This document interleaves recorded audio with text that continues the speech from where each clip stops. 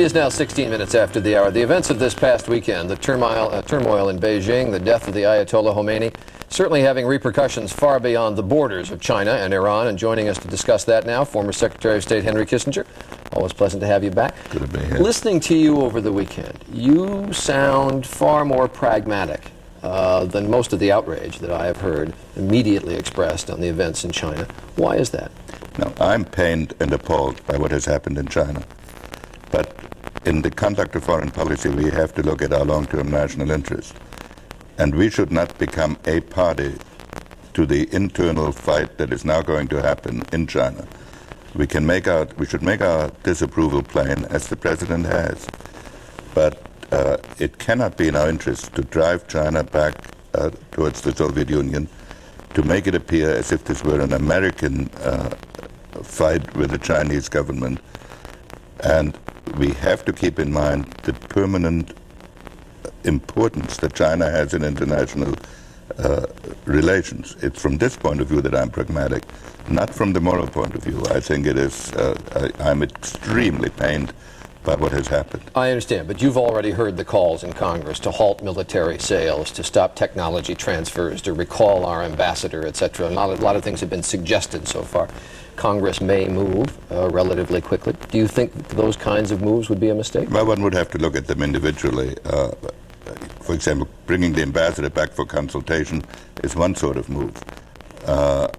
Stopping a military relationship is another one, without examining carefully who has really benefited most from that relationship. I don't really know what we are selling to the Chinese, and I think the Chinese can do very well without it, but there are some reciprocal things we are gaining that would be very, very difficult to replace. Were you surprised by the events of this past weekend? I thought that sooner or later the government would make an attempt to crack down, because you cannot have the center of your capital city occupied for 7 weeks, even peacefully, when the purpose is to demonstrate the impotence of the government. But I was surprised at the brutality with which it was done and the ruthlessness with which it was done.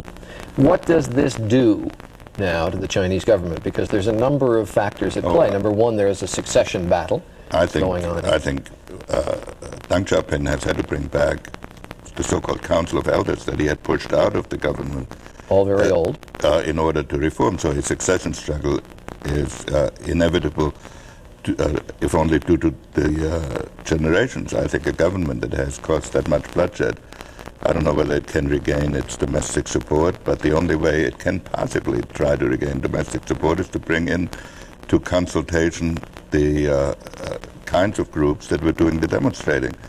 At the beginning of the crisis, the Chinese Prime Minister said that the government agreed with the grievances of many of the students. They've chosen an odd way of showing this, but the grievances were real. The grievances have to be met in some manner. And they're not grievances of the students, they're grievances that are produced by the process of economic change. So that is the test. This is where the United States should use its influence by indicating that we favor conciliation, that we favor a continuation of modernization, because that will have the practical consequence of moving towards popular participation. So you think changes in China are too far along, really, to go back to the way things were? I mean, it's only been 20 years. Well, Deng Xiaoping has spent his whole life as a reformer. He's been in prison. He's been purged twice as a reformer. For him to end in a Maoist cultural revolutionary pattern would be an indescribable tragedy for him and for his country. I personally think it has gone too far to be arrested. When you say it, one has to ask what the it is. Democracy in the Western sense, I think the students had many legitimate grievances, but I don't know whether they know what democracy means. But a greater popular participation by the groups that are produced by economic reform will be necessary. And the trouble in China was that economic reform went much faster than political reform. And I think the next government, or this government, will have to bring them into step with each other. And accelerate political reform. And therefore accelerate political reform. Now, it may take a few, well, they don't have all that much time to do it. Left turn to Iran. How do you see events there playing out now? Well, I don't see that anybody can have the moral authority that Khomeini did, so some sort of power struggle will be inevitable, not between moderates and fundamentalists so much as between maybe pragmatists and conservatives. And it will be an odd mixture because some of the pragmatists who are for free enterprise are extremely nationalistic and fundamentalist, but some sort of struggle will be inevitable. I think if the Iranians pursue a national policy of building up their own country, in time we can begin to restore relations and cooperate. But if they don't do this, I think we ought to wait. We ought to tell them that we are ready to talk, but we ought not to look over eager. Extraordinary thing about Khomeini, his religious authority brought him political power, it seemed.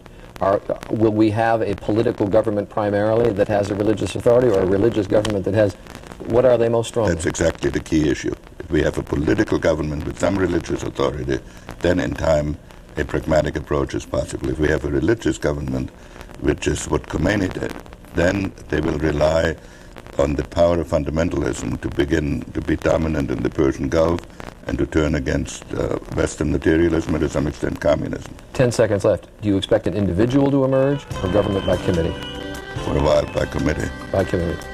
Henry Kissinger, always a pleasure to have you here. Good to Thank be you here. very much.